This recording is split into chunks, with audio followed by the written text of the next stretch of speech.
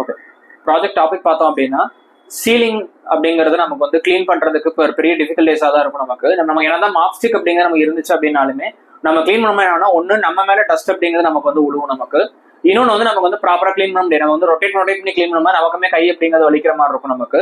So இப்போ அதுக்காக இந்த டெக்னாலஜி அப்படிங்கிற நம்ம யூஸ் பண்ணி இந்த ப்ராஜெக்ட் நம்ம வந்து டிசைன் பண்ணியிருக்கோம். இது என்ன பண்ணும் அப்படின்னா நமக்கு வந்து கம்ப்ளீட்லி நமக்கு வந்துட்டு ஒரு கொடவனை வந்து அம்பர்லா யூஸ் பண்ணிப்போம் நம்ம இந்த இடத்துல நமக்கு. ஸோ இப்போ அம்பர்லா அப்படிங்கிறது எதுக்காக நம்ம யூஸ் பண்ணிப்போம் அப்படின்னா இந்த பிரஷ் ரொட்டேட் பண்ண மாதிரி மாடல் கொடுத்து இந்த பிரஷ் நம்ம ரொட்டேட் ஆகும்போது அந்த டஸ்ட் போய் இதிலே நம்ம கலெக்ட் பண்ற மாதிரி இருக்கும். இது நமக்கு மேலேயோ இல்லை வந்து நம்ம கண்ணிலே விழுவாம நம்ம ஈஸியாக நம்ம வந்து சேவ் பண்ணிக்க முடியும் நமக்கு. ஸோ இப்போ இந்த ஸ்டிக் அப்படிங்கிற பார்த்தோம்னா ரிமூவபிள் தான் ஒன்று நமக்கு.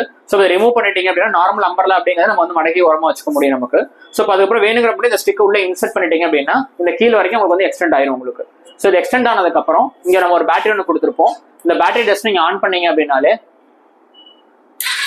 மோட்டர் ஓட ஆரம்பிச்சிடும். ஸோ இதை நம்ம என்ன பண்ணுறோம்னா இப்போ ஃபார் எக்ஸாம்பிள் சீலிங் ஃபேன் நான் வந்து க்ளீன் பண்ணுறேன்னு வச்சுக்கோங்களேன்.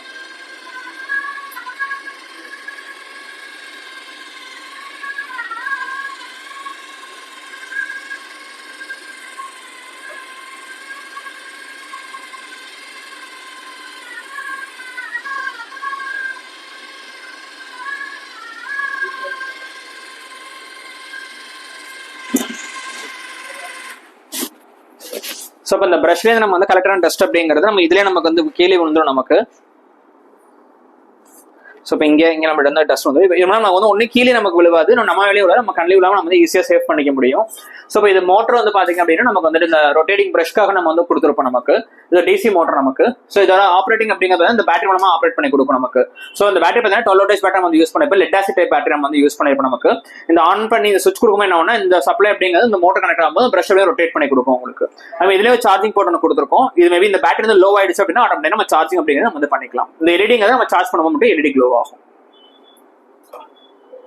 ஒரே நிமிஷம் பாஸ் வேணும். ஸோ இப்போ அந்த லென்த் எக்ஸ்டெண்ட் பண்ணுறதுக்கு இந்த பிவிசி வந்து தனியாக தான் இருக்கும். இந்த அம்பர்லா வித் கிளீனிங் சிஸ்டம் அப்படிங்கிற தனியாக தான் இருக்கும் நமக்கு. ஸோ இப்போ எப்போ நம்ம வந்து யூசேஜ் பண்ணுறோமோ இந்த அம்பர்லாவை எப்பயும் கூட நீங்கள் வந்து ஓப்பன் பண்ணீங்கன்னா ஓப்பன் ஆயிரும். ஓப்பன் பண்ணதுக்கப்புறம் இந்த இடத்துல வந்து ஒரு ஹோல்ஸ் இருக்கும். ஸோ இப்போ இந்த ஹோல்ஸை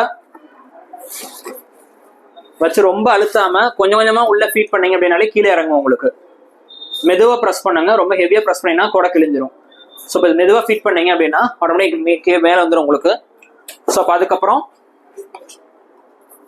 இந்த இடத்துல ஒரு கப்ளிங் ஒன்று கொடுத்துருக்கு. ஸோ அப்போ அந்த கப்ளிங்ல உள்ள ஏற்றிட்டீங்கனாலே உங்களுக்கு வந்து அந்த கிரிப் உங்களுக்கு நல்ல கிரிப் கிடைச்சிரும் உங்களுக்கு. அதுக்கப்புறம் நீங்கள் கீழே பிடிச்சிட்டு சுவிட்ச் ஆன் பண்ணீங்கன்னா ஆட்டோமேட்டிக் நம்ம வந்து கிளீனிங் ப்ராசஸ் அப்படின்னு ஸ்டார்ட் பண்ணிடலாம்.